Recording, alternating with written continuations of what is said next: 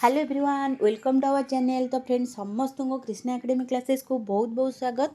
तो आज आम पढ़ा मॉडर्न हिस्ट्री इंग्राजी विषय रे जोटा कि आमर किए आसी फास्ट पतुगिज आम पढ़ी सारी, डच पढ़ी सारी, इंग्राजी पढ़ा जी कि 1600 मसीह आसी 1600 डिसेम्बर मसीह राणी एलिजाबेथ प्रथम तांको राजकीय चार्टर जोटा कि रॉयल चार्टर आम कह जारी करथिले, जहाद्वारा पूर्व इंडिज को वाणिज्य करुथिबा लंडन व्यवसायी मानक एक कंपानी गठन करा जाइथिला, जोटा कि 15 वर्ष पूर्व वाणिज्य करबा पाई के अनुमति दिया जाइथिला। तो एबे आम इंग्राजी पढ़ीदबा, पूरा डिटेल्स आम पढ़ा माने कोठी तांकर प्रतिष्ठा करथिले कंपानी गुडीको, ता सहित का सहित युद्ध होइथिला, ए सब गुडीको आम पूरा डिटेल्स पढ़ा। तापर आम नेक्स्ट क्लास रे आमर डेन्स आसथिले, तापर फ्रांस आसथिले, एतक आम डिटेल्स पढ़ी सारा पर आमर फास्ट विषयटा आमर सरीजिव। तो चलतु स्टार्ट करिबा वीडियोटी। जो मैंने देखुछन्ती प्लीज सब्सक्राइब करनियंतु, लाइक करंतु, कमेंट करंतु, आउ को वीडियो आपण मानकु दरकार। तो चलतु स्टार्ट करिबा वीडियोटी। तो कौन है ना, एलिजाबेथ प्रथम तांको द्वारा कौन होता इंग्रेजी माने गोटे चार्टर रॉयल चार्टर जारी करथिले, जहाद्वारा से कौन आसी माने इंडिया को आसिकी वाणिज्य करें बोली अनुमति आनी थिले।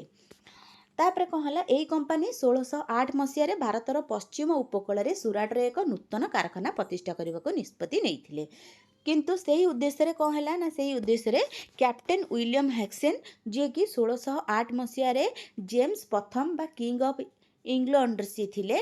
तो ये क्वेश्चन आसो, किंग ऑफ इंग्लैंड 1608 किए थिला ना, जेम्स प्रथम बा जेम्स फास्ट वन थिले। से सम्राट जहांगीर ठारू अनुमति पाइबा पई मोगल दरबार को पठाई थिले, किंतु पर्तुगीज को विरोध जोगु यह सफल हो पारि नथिला। तो ये फेल मारिगले फास्ट कौन, कैप्टेन विलियम हैक्सेन। तापर आसिले 1585 मसीह फेतीपुर सिकर मोगल सम्राट अकबर दरबार को परिदर्शन करिथिबा प्रथम इंग्राजी व्यवसायी थिले, जे कि राल्फ फिच। एटा भी मन रखिबे, कैप्टेन विलियम हैक्सेन प्रथम इंग्राजी थिले, जी कि समुद्र पथ दे भारत को आसी थिले। 1609 ख्रीष्टाब्द से मुगल सम्राट जहांगीर दरबार उपस्थित हुई सुराट रे वाणिज्य बसति स्थापन करने अनुमति मागिथिले, किंतु मिली नथिला। तापर कौन है, किंतु सुराट रे से 1608 माने प्रतिष्ठा करथिले। आ first factory of south coast थिला ना, मुस्लिम पट्टनम जोटा कि आंध्र प्रदेश रे रही 1616 मसीह करथिले साउथ रे। आ फास्ट फैक्ट्री ईस्ट रे कोड करथिले ना, हरिपुर आउ बालेश्वर जोटा कि ओडिसा रे अवस्थित, समस्ते जानिसंती। तापर आमे देखिबा सार थम्स रे, जे कि हकिस पर से 1615 रे पुनर्बार से प्रथम जेम्स को द्वारा प्रेरित हुई सार थम्स नामक जड़े विज्ञ और चतुर इंग्राजी व्यक्ति जहांगीर दरबार रु आसीथिले। तांकर चारिबसी रहणी काल मध्य केबे रही ना, 1615 रु 1619 पर्यंत से रही आसीथिले। तांकर 4 वर्ष रहणी रहिले सेठी। तांकर निजर दक्षता जोगु से सम्राट निकट में यथेष्ट वाणिज्य करिवार सुविधा हासिल करि पारिथिले। फल से मांद्राज, बॉम्बे आउ कलकत्ता रे उपनिवेश स्थापन करथिले। तो फास्ट आम देखिबा इंग्रेजी उपनिवेश स्थापन पाई कि कौन कौन आवश्यकता हेतिला, आउ डिटेल्स आम पढ़िबा जे मांद्राज रे कौन हेतिला, बॉम्बे रे कौन हेतिला, कलकत्ता रे कौन हेतिला। एबे देखिबा इंग्रेजी उपनिवेश स्थापन जोटा कि 1632 मसीह रे जो गोल्डन फॉरमैन जब स्वर्ण फॉरमैन issue to them the sultan of गोलकुंडर। एटा हूँ सुल्तान ऑफ गोलकुंडर, जहाँ कि जे कि 1500 पगड़ास पर ईयर देइथिले फ्री ट्रेड करबा पाई। एतिक जानले 1632 मसीह आमर होइथिला।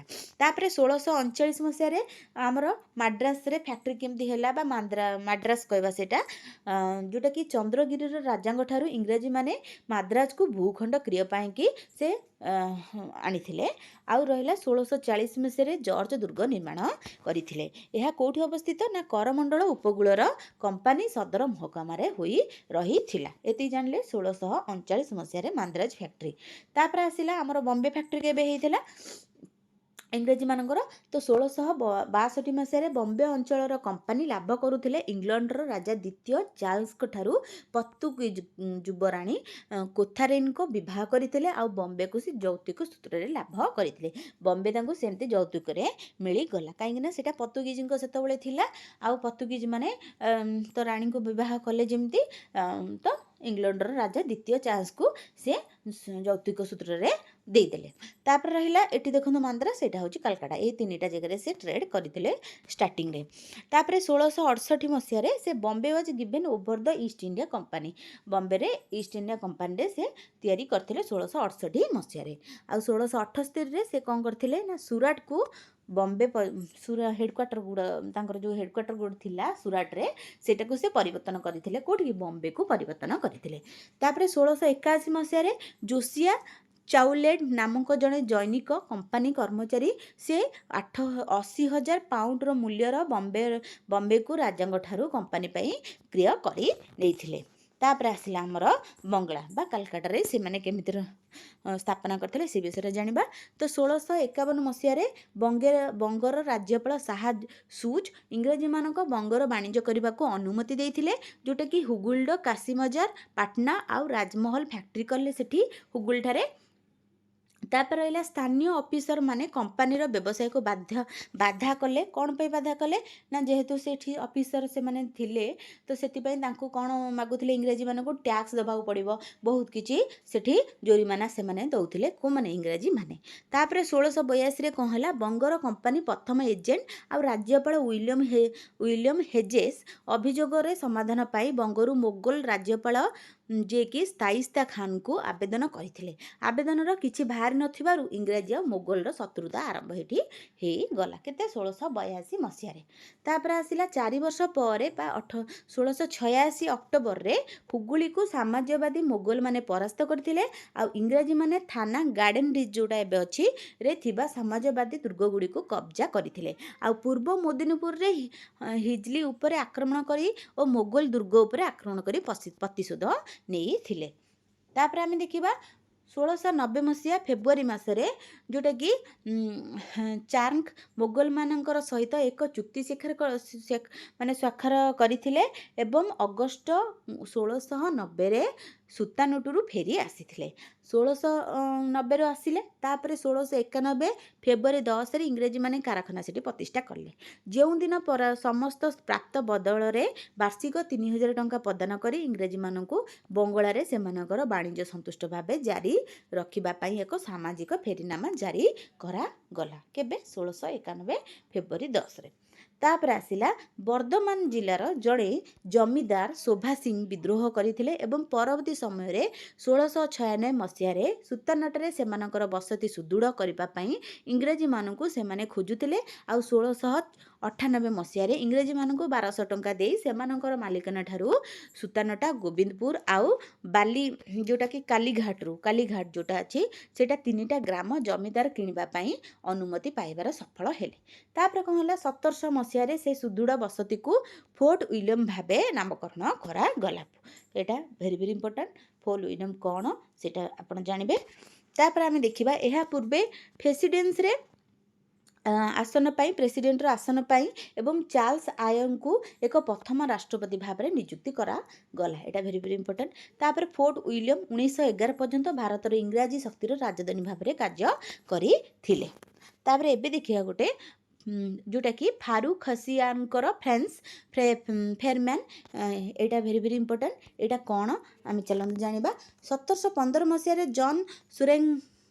ଜନ୍ ସୁରେଶମ୍ୟାନ୍ ଯେଉଁଟାକି ନେତୃତ୍ୱରେ ଇଂରାଜୀମାନଙ୍କ ମିଶନ ମୋଗଲ ସମ୍ରାଟ ଫାର ହସିୟାମଙ୍କ ଦରବାରକୁ ଯାଇଥିଲେ, ଯାହା କମ୍ପାନୀକୁ ବଙ୍ଗ, ଗୁଜରାଟ ଆଉ ହାଇଦ୍ରାବାଦରେ ଅନେକ ମୂଲ୍ୟବାନ ସୁବିଧା ପ୍ରଦାନ କରିଥିଲେ। ଏହିପରି ପ୍ରାପ୍ତ ଫେରମ୍ୟାନ୍ଗୁଡ଼ିକୁ କମ୍ପାନୀର ମାଗ୍ମା କାର୍ଡ, ଏଇଟା ଭେରି ଭେରି ଇମ୍ପୋର୍ଟାଣ୍ଟ। ମାଗ୍ମା କାର୍ଡ କ'ଣ, ମାଗ୍ମା କାର୍ଡ ଭାବରେ ବିବେଚିତ କରାଯାଇଥିଲା। ତାପରେ 2ଟି ଇଂରାଜୀ କମ୍ପାନୀର ମିଶ୍ରଣ ବା merge of to English companies, ତା ବିଷୟରେ ଆମେ ଜାଣିବା। 1688 ମସିହାରେ ଯେଉଁଟାକି ଇଂରାଜୀ ବିପ୍ଳବ ପରେ ହକ୍ସ ନାମକ ଜଣେ ବଦ୍ରିତ ଭାବରେ ଇଷ୍ଟ ଇଣ୍ଡିଆ କମ୍ପାନୀର ଏକଚାଟିଆ ଅଧିକାର ବିରୋଧ କରିଥିଲେ। ଏହିପରି ଏକ ପ୍ରତିଦ୍ୱନ୍ଦ୍ୱିତା କମ୍ପାନୀ ଗଠନ କରିଥିଲେ, ଯାହା ନିଜ ପାଇଁ ବାଣିଜ୍ୟ ସୁବିଧା ହାସଲ କରିବା ପାଇଁ ସାର୍ ୱିଲିୟମ ନେଲ୍ସଙ୍କ ଔରଙ୍ଗଜେବଙ୍କ ଦରବାରରେ ଜାନୁଆରୀ ଯେଉଁଟା 1701ରୁ ଏପ୍ରିଲ 1702 ରାଷ୍ଟ୍ରଦୂତ ଭାବରେ ନିଯୁକ୍ତି କରିଥିଲେ। ଆଉ ରହିଲା କ୍ରାଉନ୍ ଏବଂ ସଂସଦ ଚାପରେ ସେ 1708 ମସିହାରେ union trade company of merchants of ଇଣ୍ଡେଷ୍ଟ trading to the East Indies ଶୀର୍ଷରେ 2ଟି କମ୍ପାନୀକୁ ମିଶ୍ରଣ କରାଯାଇଥିଲା। ଏହା ଥିଲା ଇଷ୍ଟ ଇଣ୍ଡିଆ କମ୍ପାନୀ 1708ରୁ 1863 ପର୍ଯ୍ୟନ୍ତ, ଯାହା ଭାରତରେ ବ୍ରିଟିଶ ରାଜନୀତିକୁ ଶକ୍ତି ପ୍ରତିଷ୍ଠା ପାଇଁ ଥିଲା। ଏତିକି ଥିଲା ଆମର ଇଂରେଜୀମାନଙ୍କର ଯେଉଁଗୁଡ଼ାକର ପ୍ରତିଷ୍ଠା ହେଇଥିଲା କେଉଁଠି କ'ଣ ତା ବିଷୟରେ। ଆଗକୁ ତ ବହୁତ କିଛି ଅଛି, ଆମେ ପଢ଼ିବା କେତେ ଯୁଦ୍ଧ ହୋଇଛି ତା ବିଷୟରେ, ସବୁ ଯୁଦ୍ଧ ଆମେ ପଢ଼ିବା। ତ ଏତିକି ଥିଲା କେଉଁଠି କ'ଣ ଷ୍ଟାର୍ଟ କରିଥିଲେ କ'ଣ ସବୁ ଆପଣମାନଙ୍କୁ ପୁରା ଡିଟେଲ୍ସରେ ଆପଣମାନଙ୍କୁ ମୁଁ କହିଦେଲି। ତ ଯଦି ଭିଡ଼ିଓଟି ଭଲ ଲାଗିଛି ନିହାତି ଭାବେ ସବସ୍କ୍ରାଇବ୍ କରନ୍ତୁ, ଲାଇକ୍ କରନ୍ତୁ, କମେଣ୍ଟ ଦିଅନ୍ତୁ, ଆଉ କ'ଣ ଦରକାର ଆପଣମାନଙ୍କ ପାଇଁ। ତ ଭିଡ଼ିଓଟି ଏଠି ଏଣ୍ଡ କରିଦେବା। ଯେଉଁମାନେ ଦେଖିଛନ୍ତି ସେମାନଙ୍କୁ ବହୁତ ବହୁତ ଧନ୍ୟବାଦ। Thank you.